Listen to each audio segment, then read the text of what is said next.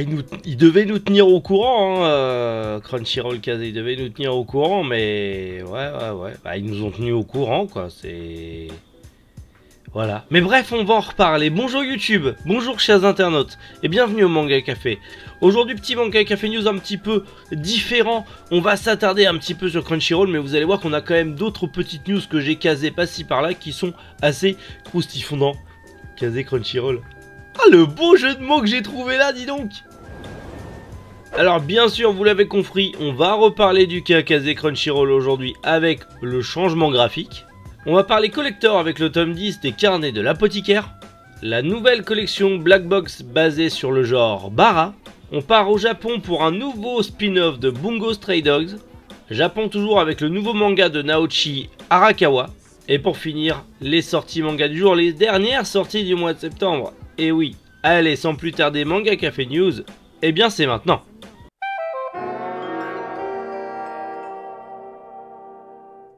Oui, vous l'attendiez, j'allais en reparler, c'est le moment. Kazé, ils viennent de tweeter aujourd'hui. À la base, j'avais pas du tout prévu ces news là, donc j'ai dû refaire la miniature et retourner le Manga Café News.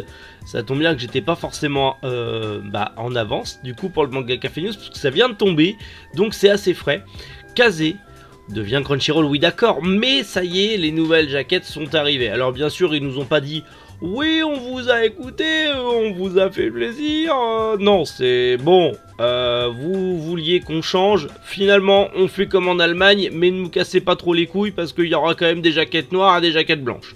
Bon, encore, pour leur nouveauté ainsi que Dandadan, soi-disant, les jaquettes sont comme ça au Japon, elles sont noires. Bon, faudrait avoir quelqu'un au Japon qui puisse nous montrer les jaquettes de Dandadan pour savoir. Bon, encore que ça soit noir ou blanc comme ça pour des nouvelles séries, bon... À la rigueur, si c'est pas tout le temps comme ça me dérange pas. Le problème, le vrai problème, c'est qu'ils ont précisé, justement, vous allez sur le site de Kazé, je vous l'ai mis en description, le nouveau site où il y a la FAQ et vous pouvez voir un petit peu toutes leurs réponses. Le vrai problème, c'est que, ok, ils ont fait cette sorte de transparence qu'il y a là, juste pour Kaiju Number 8, qui du coup, bon, le logo est pas joli, mais ça va, c'est pas ouf. Mais ça va, c'est toujours moins moche que le truc tout noir dégueu. Au moins ça casse pas le truc. Je préfère les couves de Kazé, mais du coup, bon, on va dire que ça va. Perso, j'ai pas commandé le tome 6. Je l'ai pas acheté le tome 6 exprès parce que j'attendais de voir ce que ça va donner. Bon, je sais pas si je continuerai Kaiju. À voir, je vais peut-être continuer en scan, voir si ça vaut le coup d'acheter ou de revendre. Parce que je suis vraiment pas fan de ce qu'ils ont fait. Mais, ils ont précisé que du coup il faisait ça sur les doubles couvertures, du coup les illustrations qui étaient en double page quand tu mets à plat la jaquette. C'est à dire que potentiellement on a une petite douille qui a été placée subrepticement en disant eh, vous avez vu, pour Kaiju on a fait comme ça. Mais Mashle, ils n'ont pas montré Mashle encore. Peut-être que d'ici à ce que je tourne et que la vidéo sorte, il y aura des visuels sur Mashle et compagnie. Mais de ce que j'ai compris, de ce que j'en ai lu sur leur site, ça sera que les couvertures qui auront ce transparent, ce noir un peu opaque transparent. Ça sera que les couvertures qui sont en double, qui font une illustration quand on les déplie. Les couvertures classiques, elles seront soit noires, soit blanches. Donc potentiellement... attendez-vous à revoir plein de mangas de chez Kazé, plein de mangas en cours qui seront soit noirs, soit blancs. Donc potentiellement, voilà, Initial D, tout noir ou tout blanc. Pareil, je sais qu'ils vont réimprimer encore, et bien justement, Belzebub ou encore... oui, Belzebub. Et je sais plus lesquels, mais ils vont les réimprimer. Donc il y aura sûrement, voilà, jaquette blanche ou noire. Alors Belzebub vaut mieux du blanc pour le coup. Mais... il y a quand même un retravail et il y aura, je pense, la douille qui va arriver. On va se la prendre gentiment. Bon, j'en vois beaucoup qui crient au boycott et je suis complètement d'accord avec vous. Je suis complètement d'accord avec vous.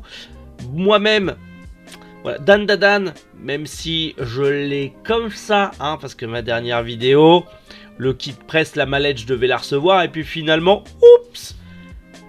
Ah zut alors, vous étiez sur la liste. Mais il y a eu un bug dans notre système, comme on change de truc, et du coup, bah, vous êtes plus sur la liste. Nous sommes désolés, il n'y a plus de colis presse, du coup. Oui, bien sûr, tu m'as bien vu, j'ai l'air d'un lapin de 3 semaines. Hein? Ma dernière vidéo vous a pas plu, vous m'avez supprimé et vous allez mettre une de ces putains de suceuses de youtubeurs manga ou de tiktokers manga à la place. On a compris, mais je m'en fous, je suis pas là pour sucer, je suis là pour dire les termes, que ça plaise ou pas, donc c'est pas grave. Mais en tout cas, je vais quand même m'acheter Dandadan parce que c'est un manga qui m'intéresse. Donc je vous en reparlerai aussi. Et le fait que les jaquettes soient noires, moi, me gêne pas autre mesure, même si je trouve ça pas vraiment très beau esthétiquement. Bon, ça va. Demon Slayer, c'est tout noir aussi. Bon, c'est assez courant quand même, je le vois dans ma mangatech derrière. C'est assez courant d'avoir des dos presque noirs. One Piece, c'est le même principe, donc ça me gêne pas trop. Mais je sais que sur certaines séries en cours, et chez eux en cours, j'ai Kaiju Number 8, il y a de fortes chances que je ne le continue pas.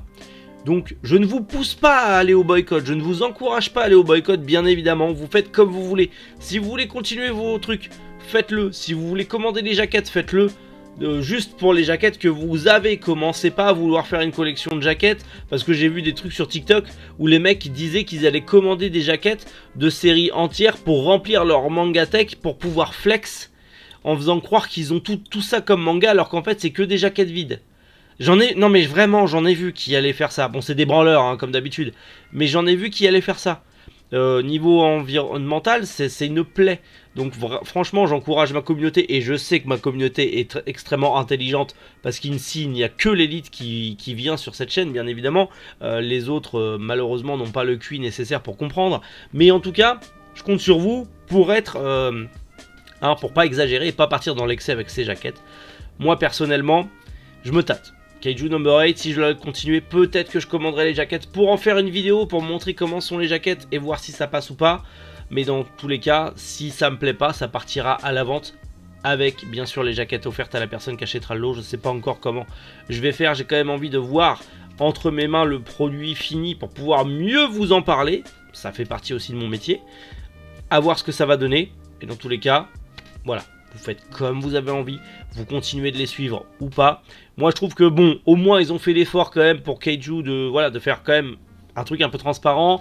Il y a un effort de fait, c'est pas fou, mais il y a quand même un effort de fait. Maintenant, on sent bien voilà, qu'ils s'en foutent un peu de notre gueule. On passe à Crunchyroll, c'est plus la même entreprise. Alors certes, ils ont des ayants droit, des autorisations, des machins, des trucs. C'est très compliqué quand on a une entreprise à gérer, et notamment quand on doit gérer des commandes et tout ça. Je le sais, j'ai une entreprise aussi, mais là, tu sens quand même qu'il y a des petites douilles derrière. À voir si le temps me donnera raison. Mais en tout cas, je vous laisse seul juge. Et en attendant, on reverra ça avec Dandadan quand je l'aurai entre les mains.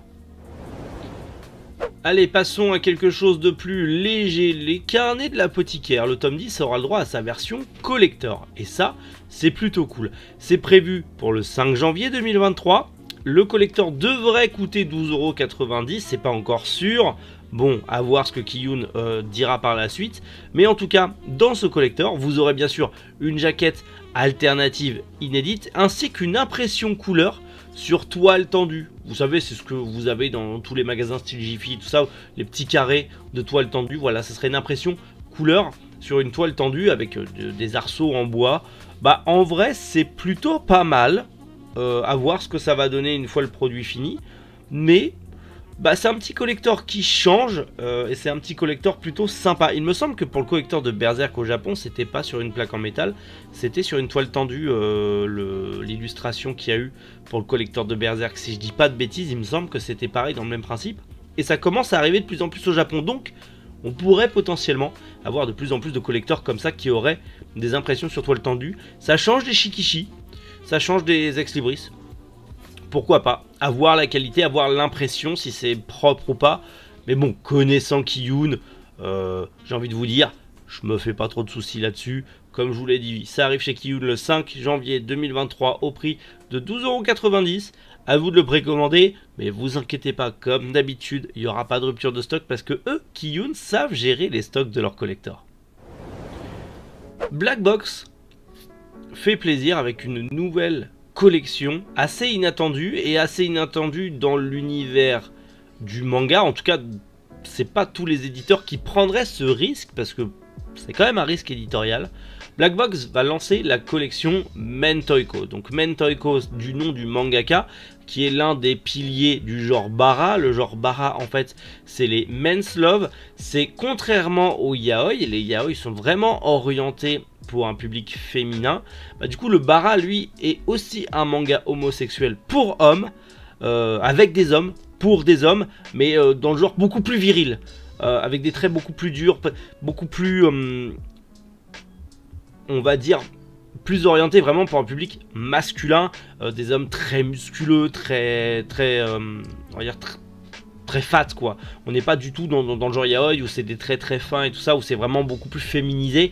Là non, c'est voilà, là c'est du masculin qui tape sec.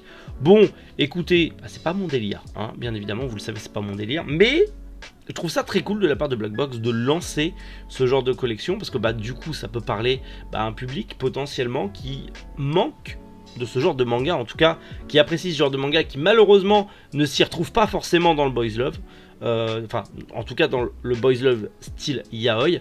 J'y connais rien, hein, vous énervez pas en commentaire, j'y connais rien, soyez gentils.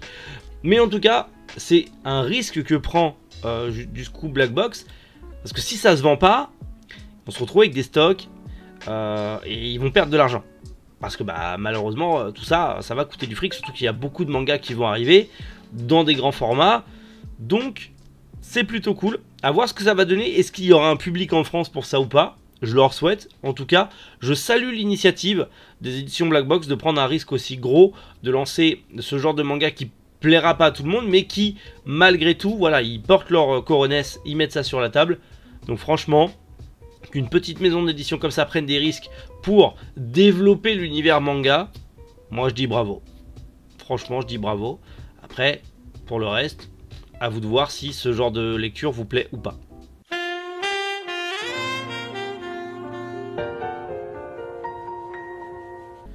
Allez, on part au Japon avec un nouveau spin-off pour Bungo Stray Dogs.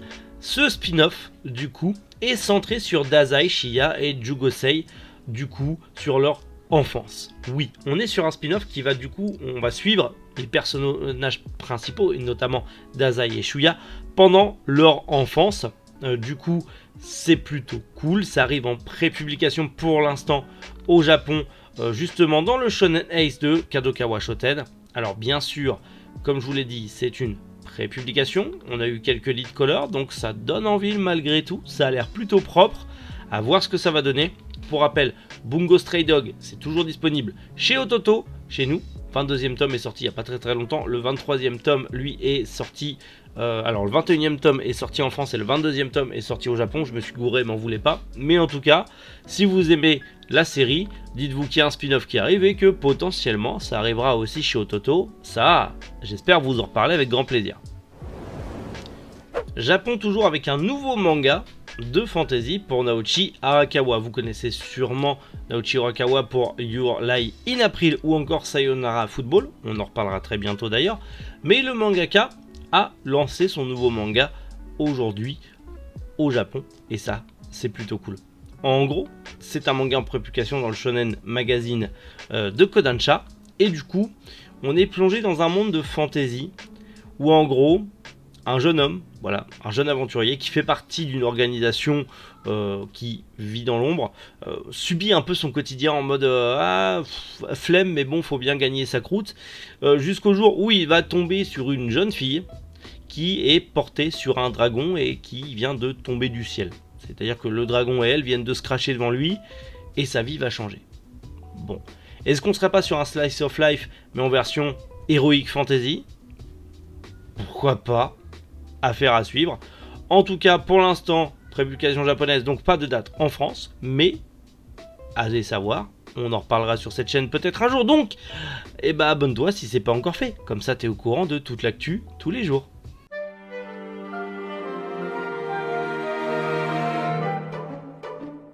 Allez, on passe aux sorties manga du jour et aujourd'hui on commence aux éditions Kana avec la bande dessinée Senseiya Time Odyssey ainsi que sa version collector. On passe chez Taifu avec le 3e tome de Entre Soi et le 1er tome de Practice Said Liar. Chez Ototo sort le 6e tome de Remonster. Chez Manhead sort le 6e tome de Martial Universe. Et pour finir, chez Noev Graphics sort le 3e tome A Tale's Tale. Le 1er tome, Nous irons manger du crabe. Et le 1er tome de On l'a fait. Alors je suis assez choqué, du coup, Noev. On l'a fait. C'est un manga de Mineyuki Keneshiro que je ne connais pas.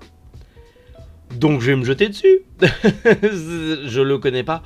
Mineyuki Keneshiro, Jagan, Blue Lock, Aku le chasseur maudit, vous savez que j'adore ce mangaka. Et bah on va se jeter sur ce manga, je veux savoir ce que c'est, je m'en fous, je vais pas lire en scan, je vais l'acheter Day One, je fais confiance à Mineyuki Keneshiro. C'est complètement passé en dehors de mes radars, je l'ai pas vu passer. Maintenant que je le sais, je vais me jeter dessus. Et vous? Bon, déjà Crunchyroll, tout ça, je sais qu'on va en reparler en commentaire. Allez-y, c'est là pour ça, le Manga Café News est un peu plus gros aujourd'hui. Mais allez-y, on partage la passion comme d'habitude. Mais surtout, bah, est-ce qu'il y a des news qui vous ont plu? Et est-ce qu'il y a des sorties que vous allez craquer? Déjà, la BD Senseiya, tout comme moi, vous allez l'acheter. On le sait, tu le sais, nous le savons. C'est normal, c'est du Senseiya, c'est la passion, c'est Jérôme Alquier. Incroyable.